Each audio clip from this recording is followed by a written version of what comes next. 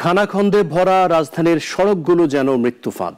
যানবাহনের ধীর গতিতে হয় তীব্র যানজট, ঘটে দুর্ঘটনা।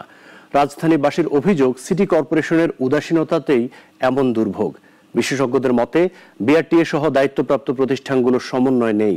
অলিউল রনির 2 পর্বের ধারাবাহিক প্রতিবেদনের প্রথম পর্ব দেখুন আজ।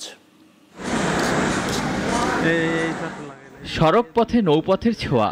রাজধানীর সড়কগুলোয় ঢেউয়ের তালে এভাবেই হেলেদুলে চলছে বাস, প্রাইভেট কার আর সিএনজি।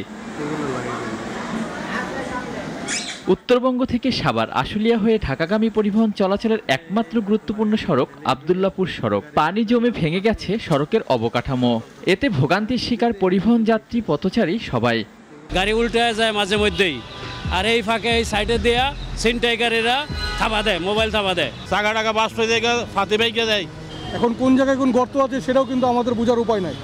নতুন বাজারের 100 ফিট সড়কেরও বেহাল দশা। খানাখন্দে ভরা সড়কে কিছুক্ষণ যেতে না যেতেই দেখা মিলবে ইটের স্তর।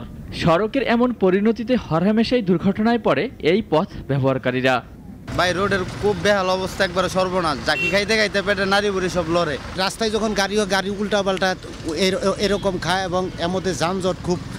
খিলক্ষেত সংলগ্ন নয়ানগর সড়ক যেন ছোটখাটো খাল। টানা বৃষ্টি কিংবা বন্যা নাই, তারপরেও জমে আছে হাঁটু সমান পানি। সমান রাস্তা খুঁজতে গিয়ে যানবাহন চলছে ধীর গতিতে, বাড়ছে যানজট। পানি বৃষ্টি নাই দিন ধরে, তাও পানি এখানে জমে রয়েছে, তাও ট্রেনে পানি। গাড়ি ভাঙে, বিয়ারিং টিয়ারিং ভাঙে, গাড়ি উল্টে যায়।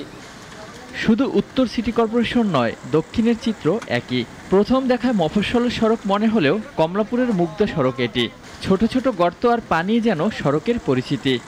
পানির কারণে বোঝা যাচ্ছে না যে এটা কেমন ভাঙা। অনেক গাথা, তো মালটা নিয়ে গেলে অনেক সময় উল্টি দেওয়ার ধরে গাড়ি সমস্যা। মানসম্পন্ন উন্নয়নের পাশাপাশি জবাবদিহিতা ও বাজেট নিশ্চিত করা গেলে মুক্তি মিলবে এই দুর্ভোগ থেকে, বলছেন বিশেষজ্ঞরা। যারা রাস্তাটা তৈরি করছে তাদের যদি দায়বদ্ধতা বা তাদের সাথে যদি একটা র্যাঙ্কিং করা হতো, তাদের কাজের কোয়ালিটিটা মেনটেন করা হতো, বা তাদের সাথে যদি মেনটেন্যান্সের একটা চুক্তি করা হতো যে 5 বছর 10 বছর তারা মেনটেন করবে, তাহলে কিন্তু প্রতিষ্ঠান প্রথমে কাজটা ভালো করে করতো। বাট এখন দেখা যায় সেই দায়বদ্ধতা না থাকার কারণে যেনতেনভাবে কাজ করে চলে যায় কর্তৃপক্ষ। তবে 2 সিটি কর্পোরেশন আর দায়িত্বপ্রাপ্ত প্রতিষ্ঠানগুলোর দূরদর্শিতা আর উদাসীনতাকে দায়ী করছেন এই বিশেষজ্ঞ। আমাদের এখানে সমন্বয়হীনতা হলো সবচেয়ে বড় চ্যালেঞ্জ। 2 সিটি কর্পোরেশন, রাজুক, অর্থাৎ সংশ্লিষ্ট সবাই, ওয়াসা, দেশা, এরা সবাই মিলে সমন্বয় সাধনের মাধ্যমে যদি কাজগুলো করে, আমরা আর্থিক দিক দিয়ে বাঁচব, মানুষের ভোগান্তি কমবে।